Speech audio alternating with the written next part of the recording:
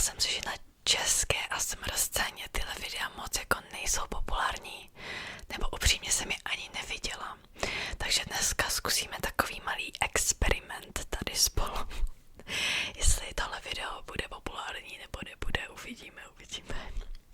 Já v podstatě jsem měla v plánu začít jako novou sérii, taky v češtině, právě s fakty o vesmíru. Začala bych teda se sluneční soustavou, dneska začínám se sluncem a pak samozřejmě bych brala planety a potom nějak možná bych to i rozšířila, jako třeba o černých dírách, červých dírách a tak dále, o mlhovinách. Mě astronomie strašně bavila na škole.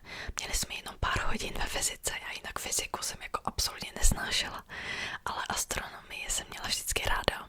Mimochodem, tohle je fakt navíc, ale astronomie a astrologie původně byly jako jedna věda. Jo, astrologie to je takový ty znamení lev, vodnář a tak dále, tak to byla jedna věda původně a pak se to rozdělilo během středověku na dvě. A jedno je dneska v podstatě astronomie, je ta jako vědecká část a astrologie je taková ta esoterická v podstatě část, ale původně to bylo dohromady. Třeba bych o tom taky mohla udělat nějaké video, když já moc jako astrologii nedám upřímně, skoro vůbec teda.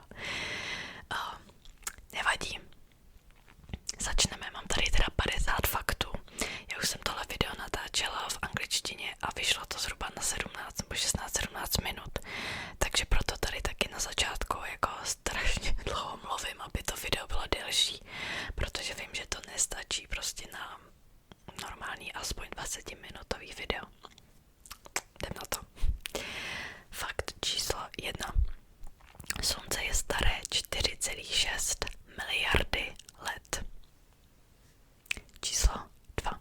Slunce má průměr 1 392 684 km a rovníkovou vzdálenost 4 370 5,6 km.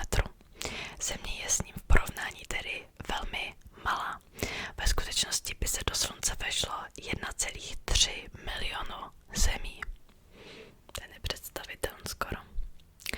A číslo 3. Hmotnost slunce je 333 000krát větší než hmotnost země. Číslo 4. Slunce je koule plynu. Na rozdíl od země nemá pevný povrch. Jeho hustota exponenciálně klesá s rostoucí vzdáleností od jeho středu. Číslo 5. Všichni víme, že slunce je horké. Ale jak horké? Pro představu, průměrná povrchová teplota země se pohybuje kolem 17 stupňů Celsia. Průměrná povrchová teplota na slunci je ovšem 5500 stupňů Celsia. Číslo 6. Šestý fakt. Teplota uvnitř slunce může být až 15 milionů stupňů Celsia. Číslo 7.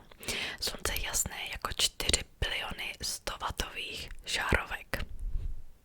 Představte si, že platíte takový účet za energii. Číslo 8. Slunce je od země vzdálené 150 milionů kilometrů. To je 391krát dále než měsíc. Číslo 9. Slunečnímu svitu trvá 8 minut, než dosáhne na zem. Číslo 10. Slunce tvoří 99,86% hmotnosti sluneční soustavy a má zhruba 330krát větší hmotnost než země, to už jsme četli. A moje morče právě pčíklo, proto jsem jako udělala takový obličej. A číslo 11. Slunce je nejbližším příkladem dokonalé koule nacházející se v přírodě. Mezi rovníkovým a polárním průměrem slunce je pouze 10kilometrový rozdíl.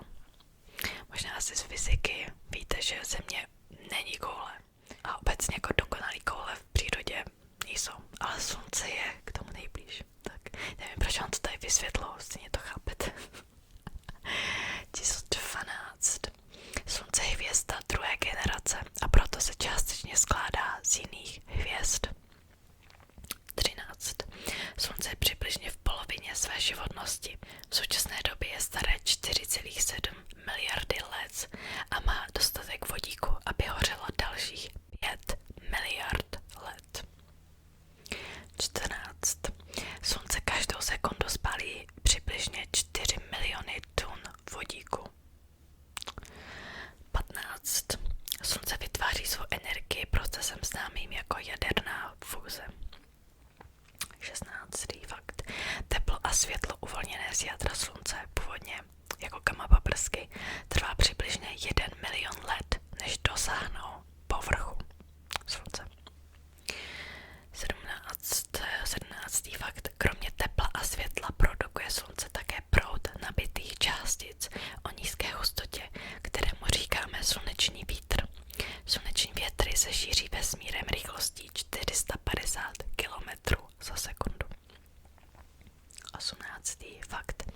Poté, co všechen vodík ve slunci schoří, bude spalovat helium dalších 130 milionů let. Během této doby se slunce roztáhne a pohltí Merkur, Venuši a Zemi a stane se červeným obrem.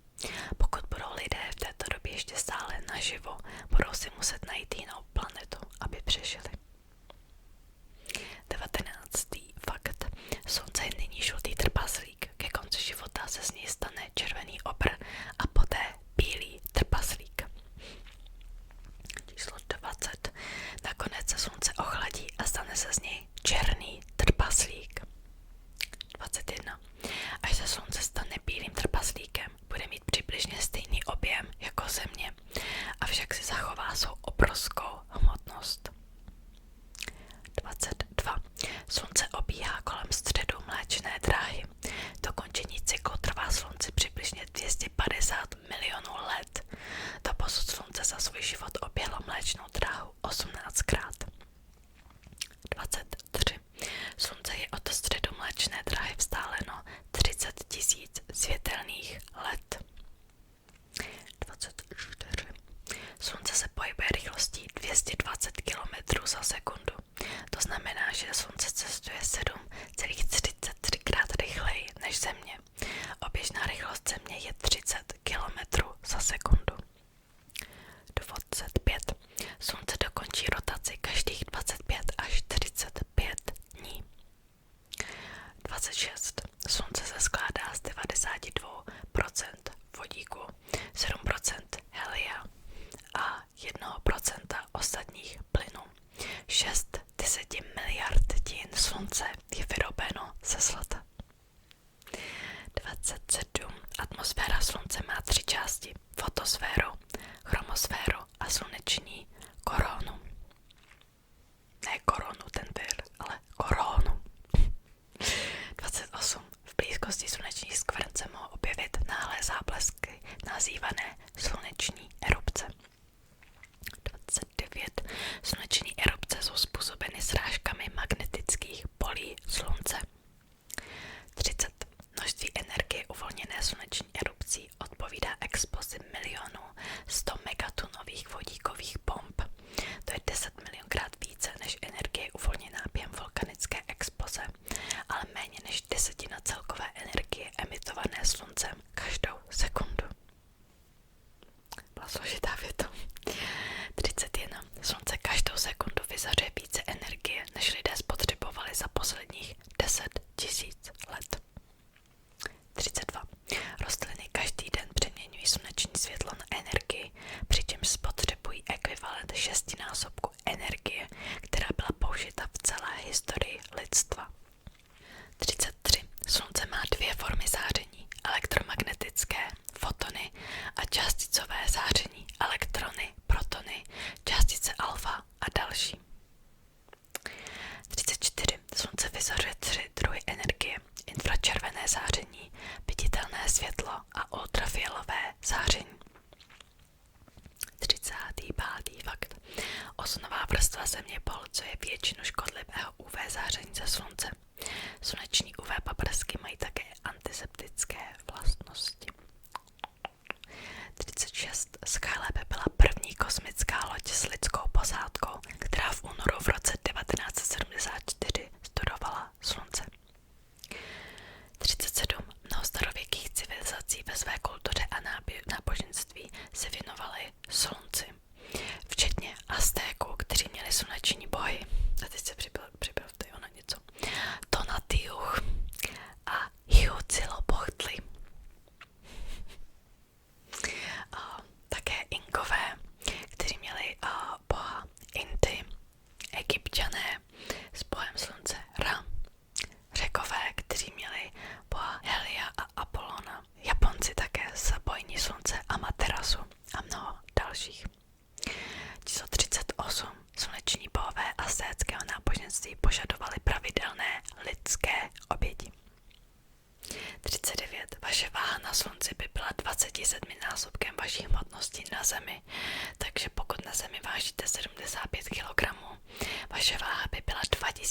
205 kilogramů na slunci.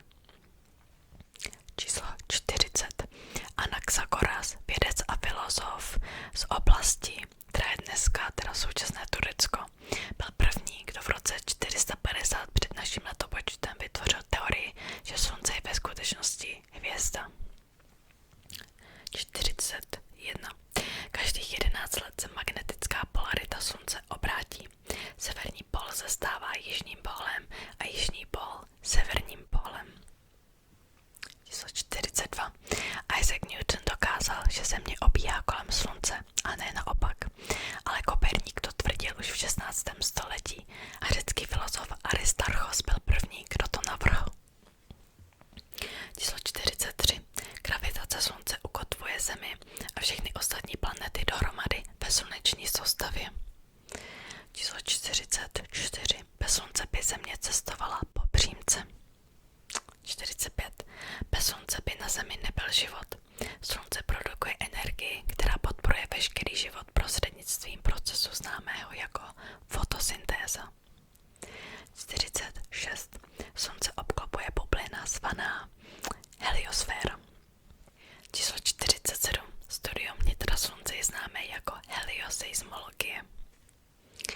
48. V důsledku jevu známého jako atmosférický rozptyl se zdá, že slunce během dne mění barvu, ale ve skutečnosti je to směs všech barev.